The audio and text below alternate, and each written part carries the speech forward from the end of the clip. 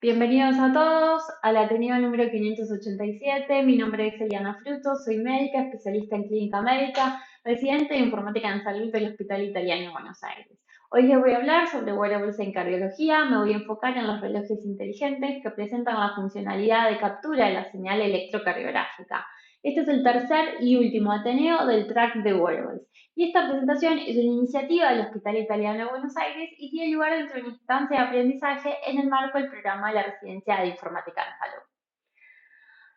Organicé esta presentación en tres secciones. Primero voy a hablar sobre wearables en cardiología como introducción y para dar un poco de contexto. Luego voy a hacer un análisis de la evidencia, principalmente enfocado en el smartwatch con esta funcionalidad de captura. Y por último voy a hacer una conclusión de todo lo hablado en este Ateneo. Así que comencemos por la introducción, que va a tener estos tres ejes centrales. Y para arrancar, me gustaría que dejemos en claro la definición de wearable. Si bien lo venimos hablando en los Ateneos anteriores, me pareció muy importante volverlo a recordar acá. Un wearable es un dispositivo electrónico que se suele incorporar sobre alguna parte de nuestro cuerpo con el objetivo de capturar, analizar y transmitir información al usuario. Con el desarrollo continuo de nuevas tecnologías, los wearables en cardiología han tenido un gran impacto, pero quiero en este Ateneo enfocarme principalmente en el reloj inteligente o smartwatch y el impacto del smartwatch en cardiología. De otras maneras, es como decir por qué tuvo tanto impacto o efecto en esta disciplina particularmente. Y cuando uno evalúa el smartwatch, puede ver que tiene varios puntos principales en donde ha logrado algunos hitos, como por ejemplo el monitoreo cardíaco, tanto de la frecuencia cardíaca como del ritmo, con sus distintos sensores. Por otro lado, la preferencia de los usuarios ante otros dispositivos. Acá cito acá abajo un estudio muy interesante para el que quiera ampliar un poco la información, en donde hicieron una encuesta a distintos pacientes y el 98% respondió que considera conveniente usar un smartwatch para el monitoreo de su salud y un 90% respondió también que usaría un smartwatch para el monitoreo ante algún evento clínico que tenga. Esto me da pie también para decir la importancia de estos wearables en este como gap temporal, ¿no? En el momento que el paciente tiene un evento, sabemos que ahí se puede utilizar, en este caso, el smartwatch y puede registrar tanto la frecuencia cardíaca o el ritmo. Y esto disrumpe un poco con lo que pasaba previamente, ¿no? Que el paciente iba a la consulta con su médico, con su cardiólogo, pero una vez que había ocurrido el evento, y no había evidencia o registro de lo que había pasado en el momento, por ejemplo, si el paciente había tenido un dolor precordial o cualquier otra patología.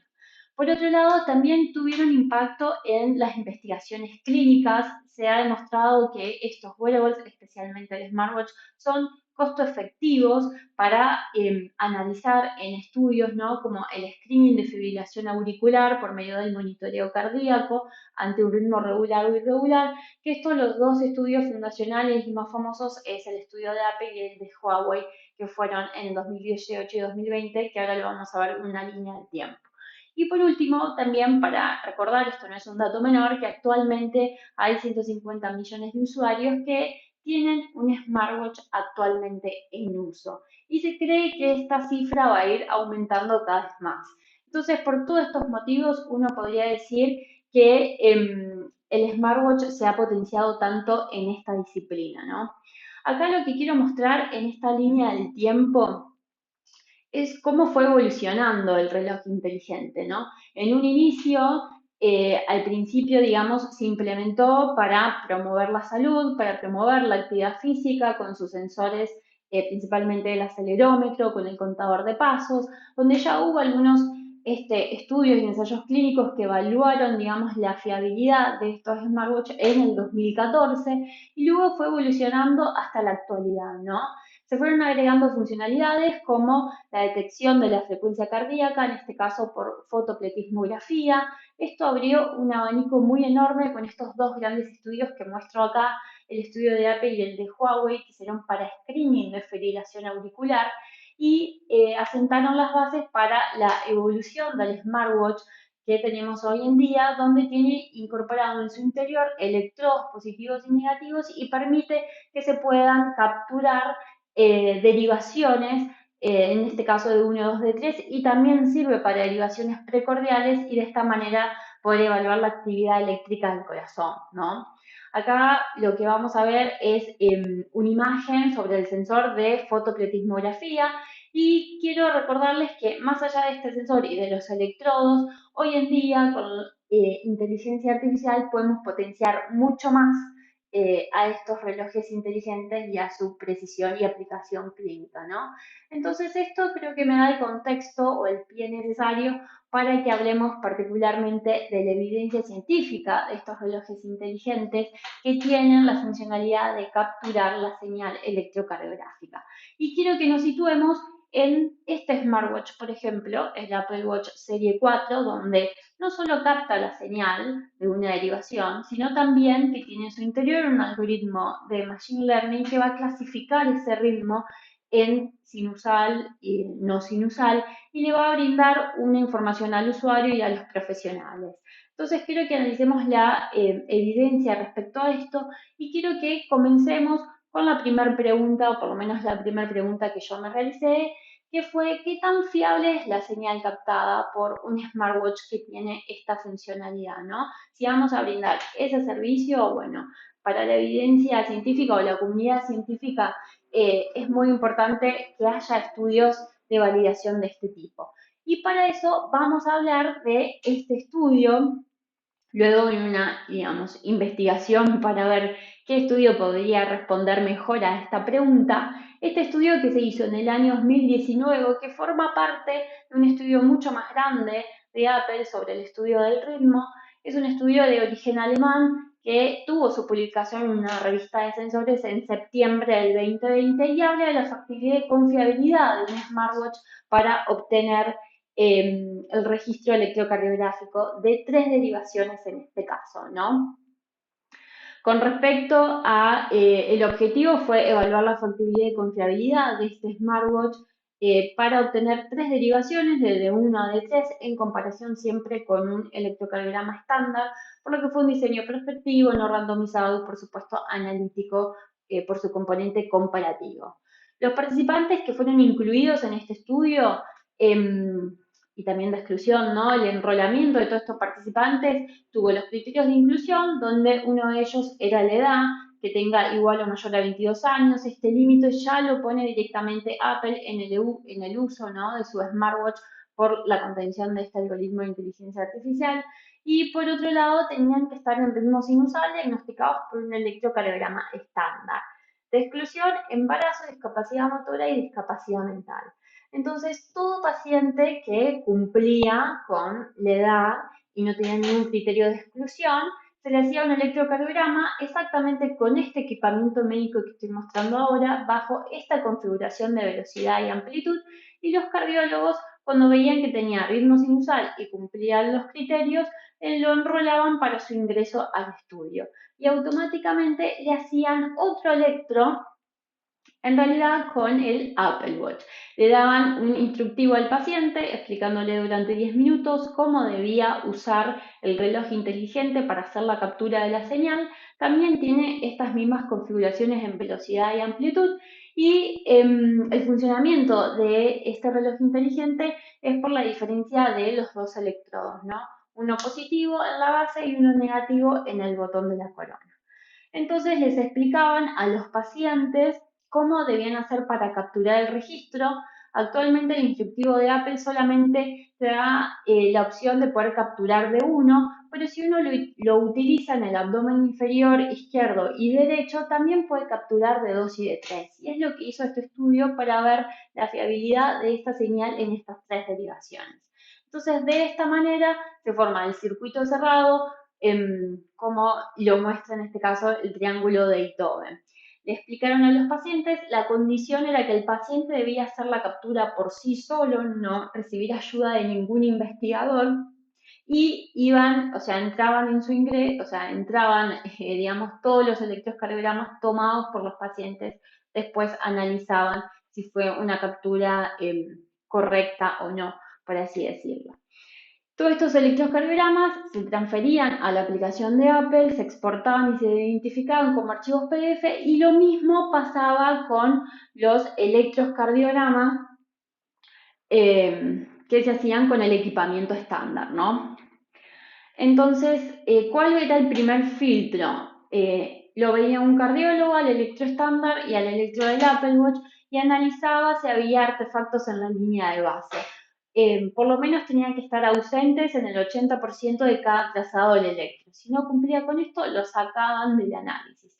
Y por otro lado, si bien yo comenté el objetivo previamente, acá tenemos las variables de resultado, es decir, lo que compararon estrictamente fue la duración, amplitud y polaridad de los trazados del Apple Watch con los del equipo del electrocardiograma estándar.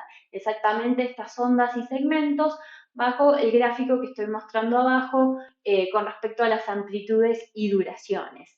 Y lo que hicieron fue tomar 3 diferentes latidos que seleccionaron de cada trazado, se determinaron estos segmentos y ondas en su duración y milivoltios y el promedio de esas medidas de 3 diferentes latidos se tomó como valor final para cada electrocardiograma. Lo mismo para el de Apple, lo mismo para el estándar. Entonces, de esta manera pudieron hacer una comparación bien cuantitativa del trazado de cada uno y si esa captura de la señal era similar en los dos dispositivos.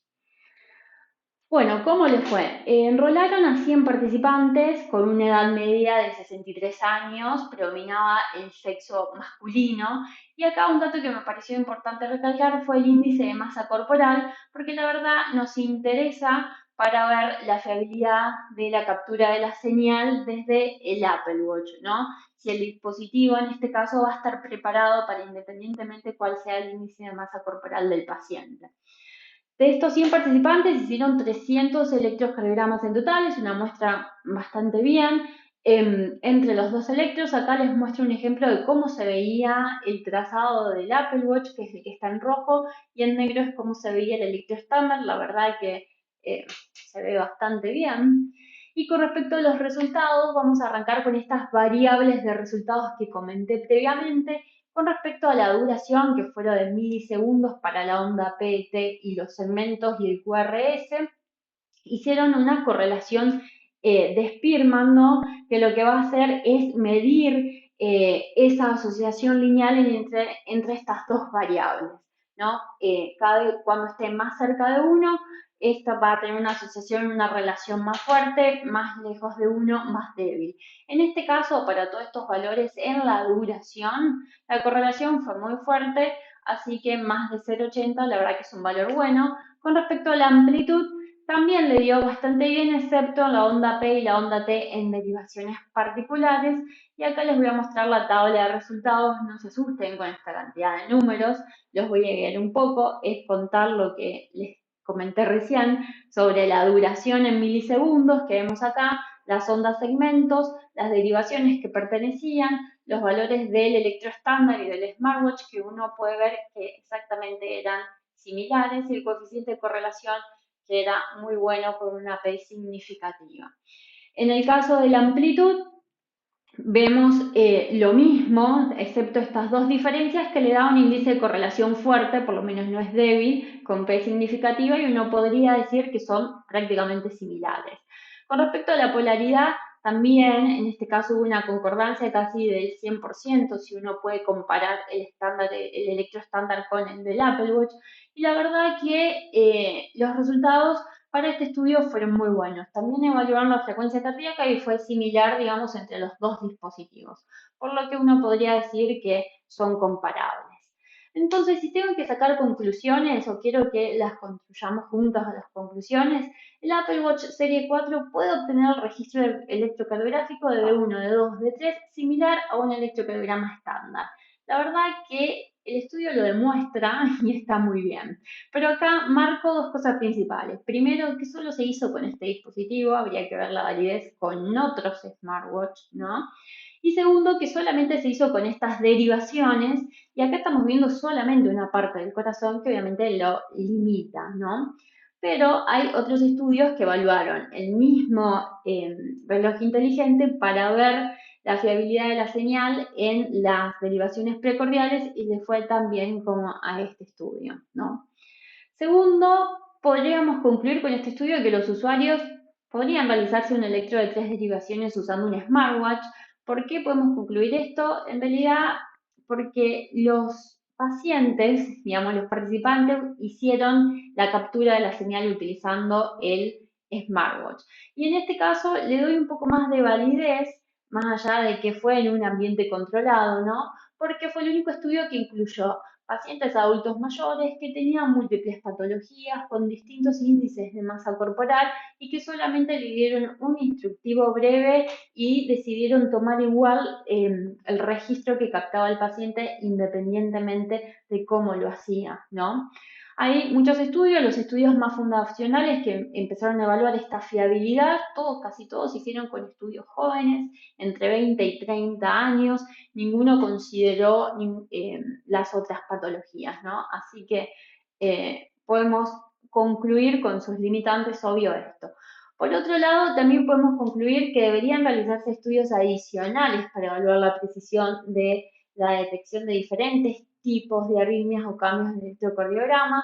Acá solo hicieron ritmo sinusal. Se entiende que fue por una cuestión metodológica porque iban a comparar los promedios de los trazados de los segmentos y amplitudes, pero es una limitación que habría que ver qué pasa en un medio distinto con otros ritmos cardíacos, ¿no? Y como conclusión general de este estudio, podemos decir que la grabación del electrocardiograma de 3 derivaciones de un smartwatch puede ser especialmente útil en los casos en que los pacientes no tengan acceso inmediato a las instalaciones de atención médica y la señal puede ser captada de forma fiable. Pero si bien podemos concluir estos resultados del primer estudio, la verdad que la pregunta que sí es una pregunta un poco intermedia, ¿qué hacemos con todos esos electros, no? Sabemos que los pacientes no saben interpretar el registro electrocardiográfico y si van a enviar todos estos electrocardiogramas va a representar una sobrecarga a los profesionales de la salud y la verdad que uno se pregunta, ¿no? ¿Qué hace uno con todos los datos que va generando, en este caso, el beneficio y el costo, ¿no? Pero para esto también podemos utilizar inteligencia artificial, principalmente Machine Learning o Deep Learning, y con esto lo que podemos mostrar es básicamente que puede asistir tanto el paciente como los profesionales interpretando en tiempo real ese ritmo cardíaco que va captando el smartwatch, ¿no? Entonces, con esto damos pie a esta segunda parte, en donde volvemos a retomar este Apple Watch que capta la señal y que tiene un algoritmo en su interior, y que los desarrollos y las validaciones de estos algoritmos surgieron a partir, ¿no?, de la problemática con la fibrilación auricular por ser una arritmia muy frecuente.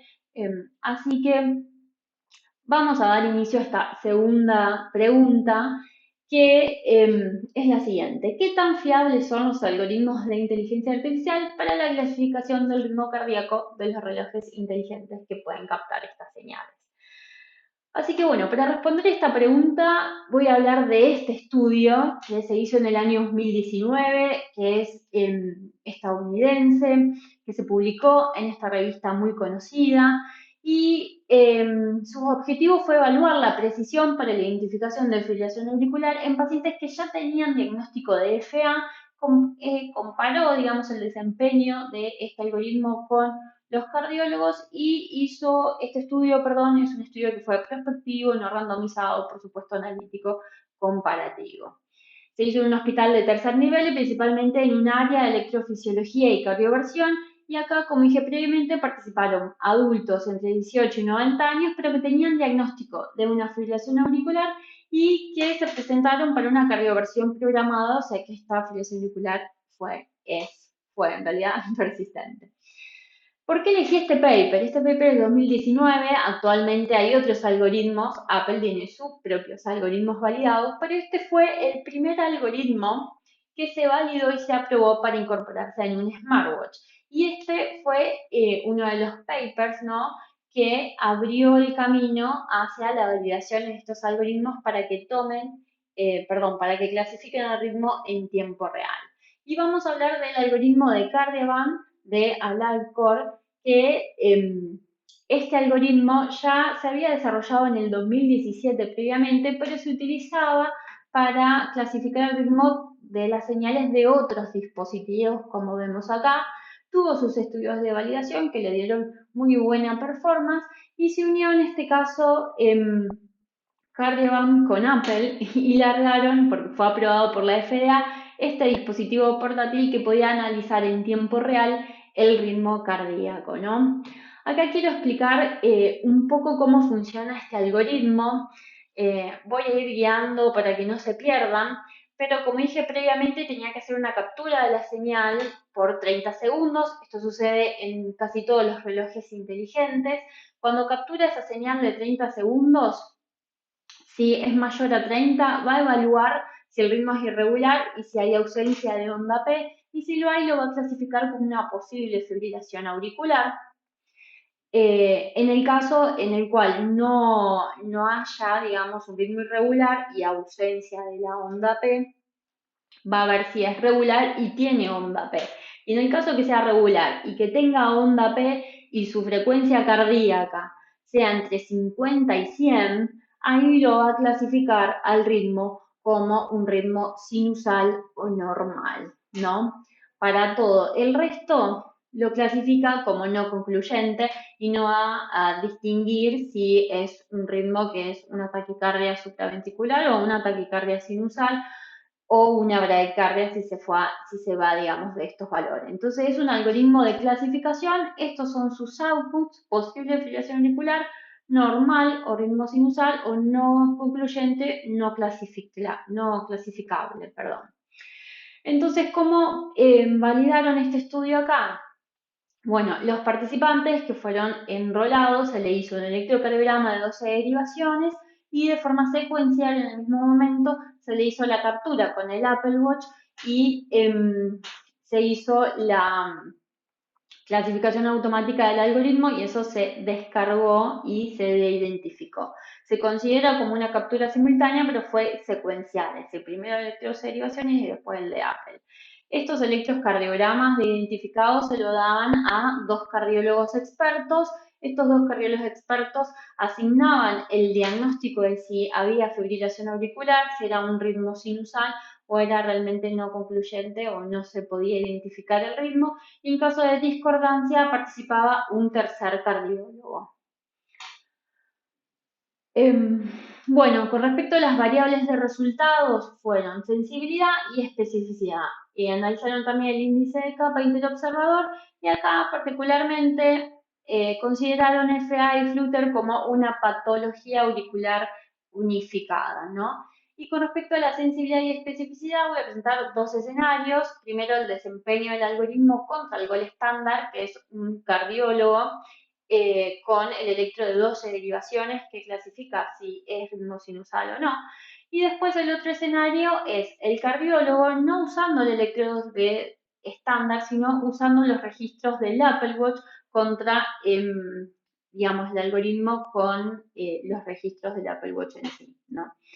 ¿Y cómo le fue a ellos? Primero fueron 100 pacientes los enrolados, con edad media de 68 años, un sexo que predominaba en realidad el sexo biológico hombre, hubo muy pocas mujeres, y un 85% de todos estos pacientes enrolados fueron a cardioversión, o sea que hay un grupo restante que estaba en ritmo sinusal. Hablando más de los resultados del electrocardiograma en sí y del algoritmo, en total de estos 100 pacientes se hicieron 169 electrocardiogramas, tanto con el electroestándar como con el de Cardiovan. El 100% de todos estos electros tomados por electrodos de derivaciones se pudo hacer un diagnóstico de fibrilación auricular o ritmo sinusal, con todos. Con los electros capturados por el Apple Watch, el algoritmo solamente pudo identificar fibrilación auricular o ritmo sinusal el 66% de todos esos electros. O sea que nos quedó un 34% dentro de esta clasificación no concluyente o no clasificable. Y si uno desglosa ese no concluyente, hay un gran porcentaje en el cual no pudieron identificar el motivo claro por el cual entró, digamos, en este grupo. Un 28% pudieron identificar que fue por artefacto, un 21% porque los pacientes hicieron la captura menor a 30 segundos y un 19% porque estaba fuera del rango, menor de 50 frecuencia cardíaca o mayor de 100, cosa que no pasa con un electrocardiograma de 12 derivaciones en donde bradicardia o taquicardia pueden identificar igual el ritmo, lo mismo si hay un trazado menor de 30 segundos. Y hasta inclusive con un poco de artefacto algunos especialistas podrían llegar a un diagnóstico, ¿no? Entonces contamos ya de entrada con esta diferencia y vamos a mostrar específicamente en estos dos escenarios que comenté previamente. Por un lado, el algoritmo versus el gold estándar en este caso, y le dio una sensibilidad del 93% con ese intervalo de confianza y una especificidad del 84%, ¿no?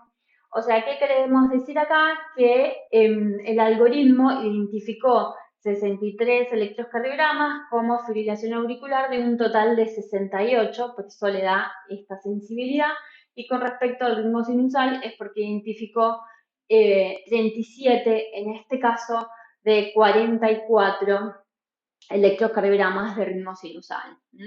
O sea, en realidad, de que los que tenían el diagnóstico de fibrilación auricular, el algoritmo en 5 dijo que era ritmo sinusal y no lo era, y en 7 dijo que era fibrilación auricular y en realidad era ritmo sinusal, ¿no?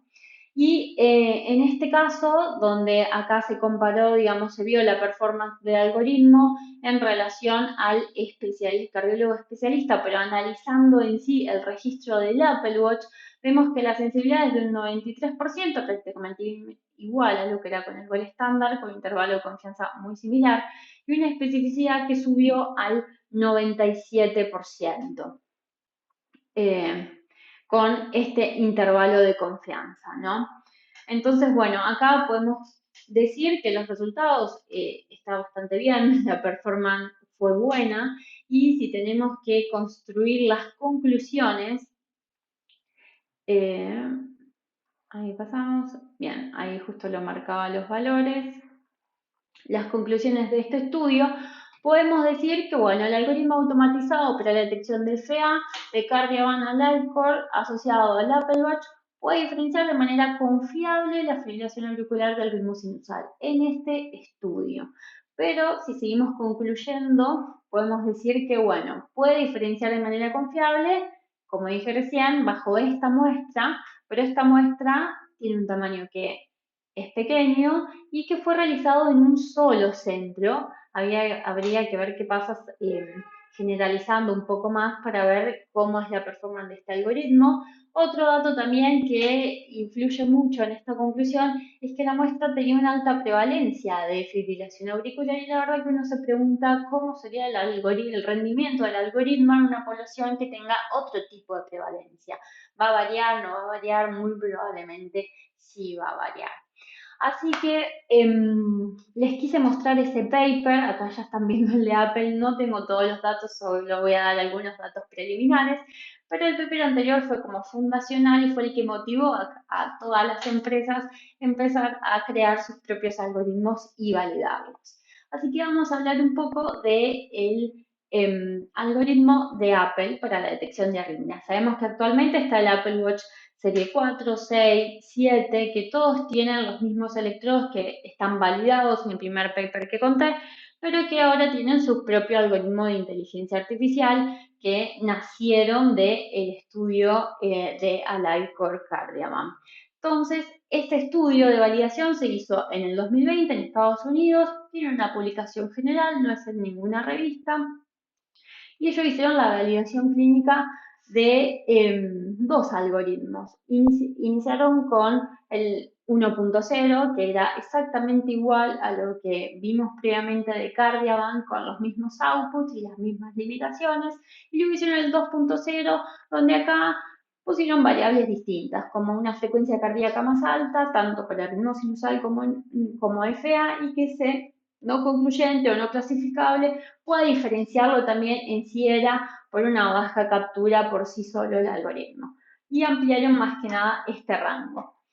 El outcome primario era la sensibilidad para la detección de fibrilación auricular y la especificidad para la detección del ritmo sinusal y unos outcomes secundarios en relación a estas modificaciones en la clasificación del algoritmo, ¿no? Los participantes, de los datos que ellos muestran, en total hubo 546 enrolados que se dividieron en dos cortes de fibrilación auricular y de ritmo sinusal con estos N, que son N bastante buenos, y los pacientes que tenían fibrilación auricular tenían un diagnóstico de FA persistente.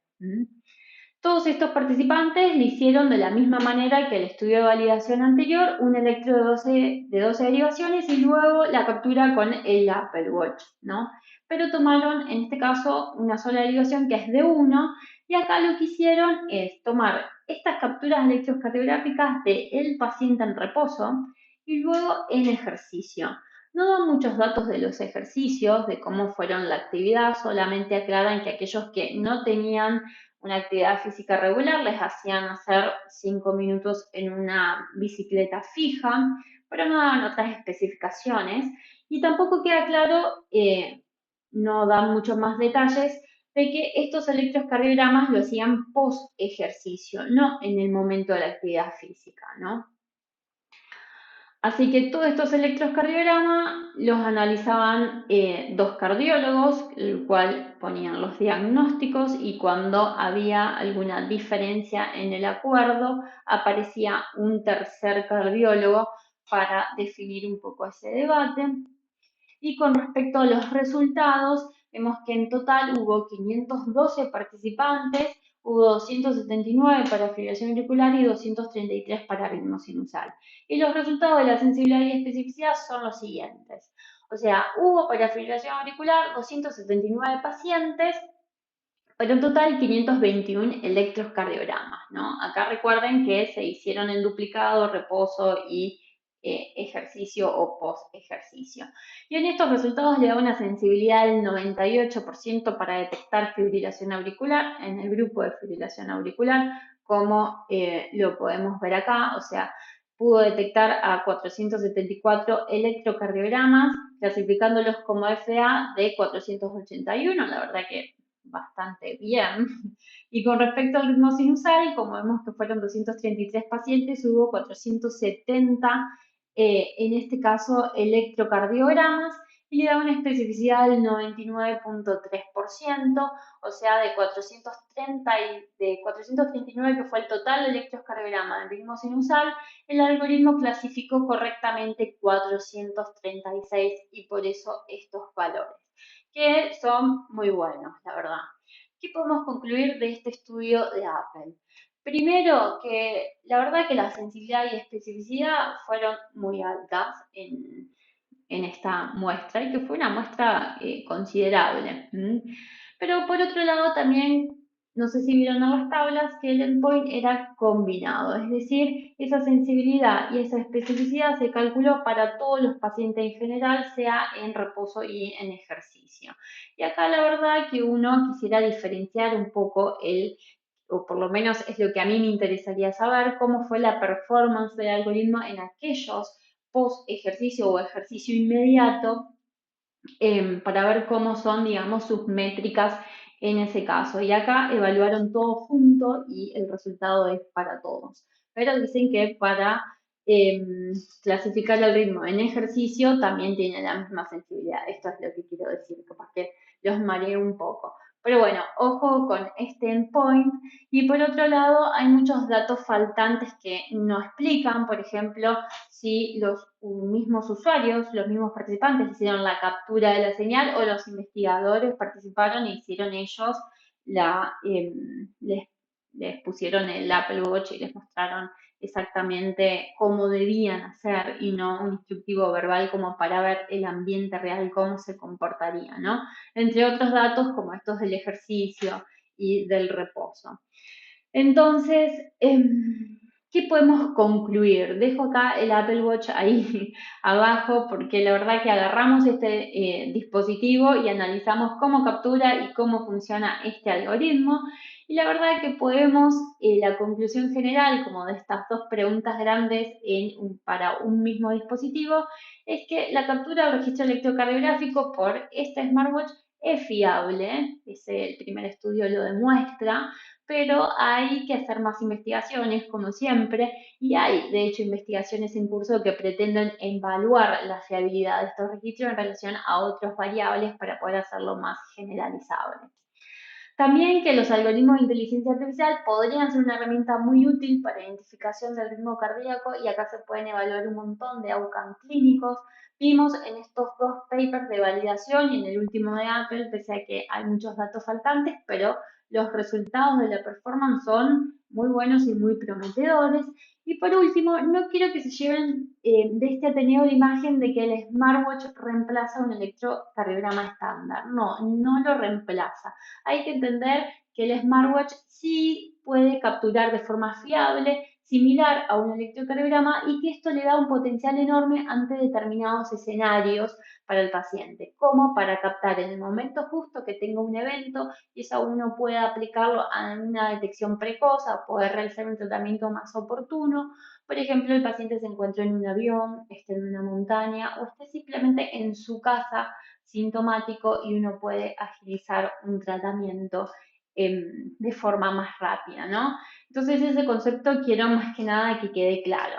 Por otro lado, también me gustaría mostrarles esto como conclusión de los wearables en sí y de todo este track de estos papers que pongo las citas acá abajo, es que actualmente hay 67 millones de personas que usan un wearable, en este caso en Estados Unidos, en este año, en 2022, y que el 50% de los consumidores de estos wearables, y acá sí entra mucho el smartwatch, quiere utilizarlo para poder hacer un monitoreo de su salud cardíaca. Y por otro lado, que el 68% de médicos o profesionales en la salud tienen la intención de usar un wearable para el monitoreo de sus pacientes y que actualmente hay más de 1000 ensayos clínicos que se están conduciendo con el uso de wearables. Entonces quiero que se lleven esta conclusión, agradecerles por haberme escuchado este Ateneo. Acá el que quiera más información tiene mi contacto, me puede escribir.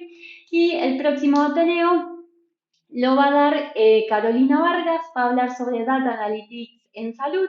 Carolina es médica clínica y bueno, lo invitamos al jueves que viene.